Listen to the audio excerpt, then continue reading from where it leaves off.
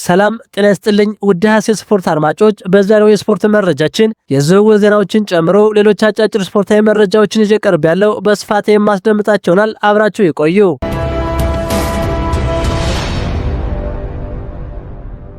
የምዕራብ ለንደኑ ክለብ ቼልሲ ለ26 ዓመቱ የክሪስታል ፓላሱ ተከላካይ ማክሰንስ ላክዋ በ52 ሚሊዮን ፓውንድ የዝውውር ገንዘብ አስፈርመዋል። ፈረንሳዩ ተጫዋችም የ6 ዓመት ውል መፈረሙን ፋብሪዚዮ ሮማኖ ዘግቧል። ክሪስታል ፓላስ ላክዋን በ2024 ከወልፍስበርግ ነበር በ18 ሚሊዮን ዩሮ ያስፈረመው።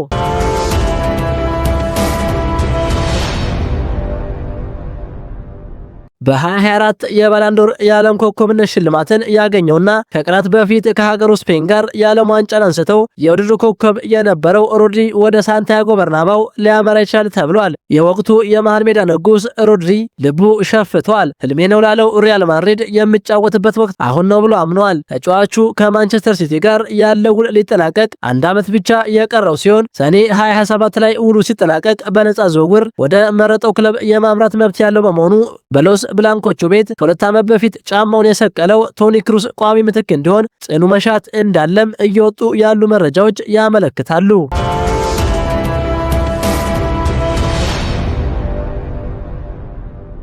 አርሰናል ለብሩኖ ጉማሬሽ 70 ሚሊዮን ፓውንድ የዝውውር ገንዘብ ለማቅረብ መዘጋጀቱን ቢቢሲ ስፖርት ዘግቧል። የ8 ዓመቱ ብራዚላዊ አማካይ አርሰናልን የመቀላቀል ፍላጎቱን ቢያሳውቅም ኒውካስትል ዩናይትድ ሊለቀው ፈቃደኛ አልሆነም። መድፈኞቹም ኒውካስትል ዩናይትድን ያሳምናል ያሉትን 70 ሚሊዮን ፓውንድ አቅርበዋል። ኒውካስትል ዩናይትድ ከአሌክሳንድር አይዛክ ጋር የተፈጠረውን ውዝግብ በጉማሬሽ መድገም አይፈልግም። በዚህ ምክንያት በተቻለው መጠን ዋጋውን ከፍ አድርጎ ይሸጠዋል ተብሎ ይጠበቃል።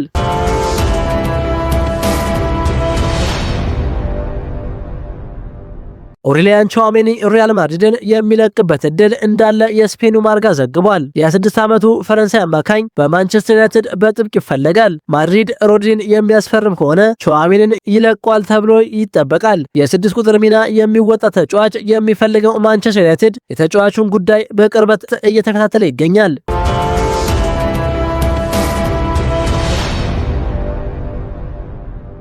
ሃሪኬን በባየር ሙኒክ ውሉን ሊያራዝም እንደሚችል ቢልድ ዘግቧል። ከጥቂት ቀናት በኋላ 33ኛ ዓመቱን የሚይዘው እንግሊዛዊ አጥቂ በባርሴሎና በጥብቅ ይፈለጋል። ሃሪኬን በሙኒክ ያለው ውል በ2027 የሚጠናቀቅ ሲሆን ተጫዋቹ በሙኒክ የማይቆይ ከሆነ ከባርሴሎና ይልቅ ወደ እንግሊዝ ፕሪሚየር ሊግ የመመለስ ፍላጎት እንዳለው ተነግሯል።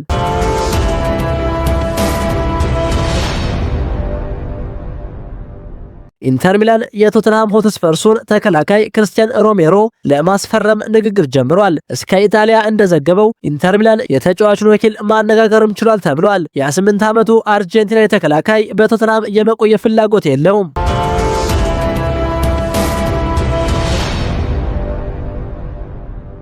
ኤሲ ሚላን የ40 ዓመቱን አማካይ ሉካ ሞድሪችን ውል ማራዘሙን ይፋ አድርጓል። የጣሊያኑ ክለብ በመጪው መስከረም ወር ላይ 41ኛ ዓመቱን የሚይዘውን ክሮኤሺያዊው ተጫዋች ለአንድ የውድድር ዓመት አራዝሟል።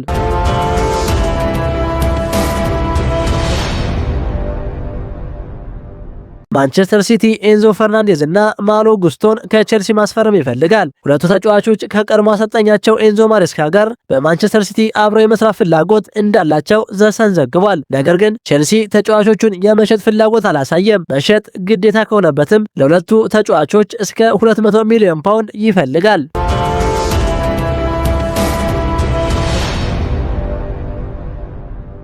የርገን ክሎፕ የጀርመን ብሔራዊ ቡድን አሰልጣኝ ሆነው ተሾመዋል። የቀድሞው የሊቨርፑል አሰልጣኝ የነበሩት የርገን ክሎፕ ከሀገራቸው ብሔራዊ ቡድን ጋር እስከ 2030 የሚያቆያቸውን ፈርመዋል። አሰልጣኙ ቡድኑን በ2028 የአውሮፓ ዋንጫና በ2030 የዓለም ዋንጫ የሚመሩ ይሆናል። የርገን ክሎፕ በሬድቡል ለነበራቸው ቆይታ ያመሰገኑ ሲሆን ቀጣዩን ልዩ ተልዕኮ ለመጀመር ጓጉቻለሁ ብለዋል። አክለውም በቀጣይ ተፋላሚ የሆነ እግር ኳስ መጫወት የሚወድ የሀገሪቱ ሕዝብ የሚደግፈው ቡድን እንደሚገነቡ ገልጸዋል።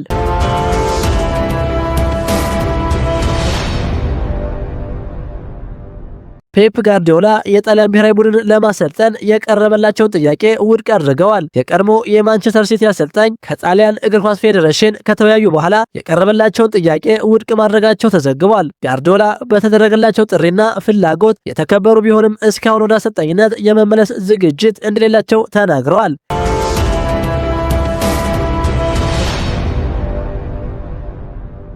ክቡራን የሐሴ ስፖርት አድማጮች የዛሬው የስፖርት መረጃችን ይህንን ይመስል ነበር። ሐሳባችሁን በኮሜንት አጋሩኝ። ለሌሎችም እንዲደርስ ሸር አድርጉት። ቸር ተመኘን።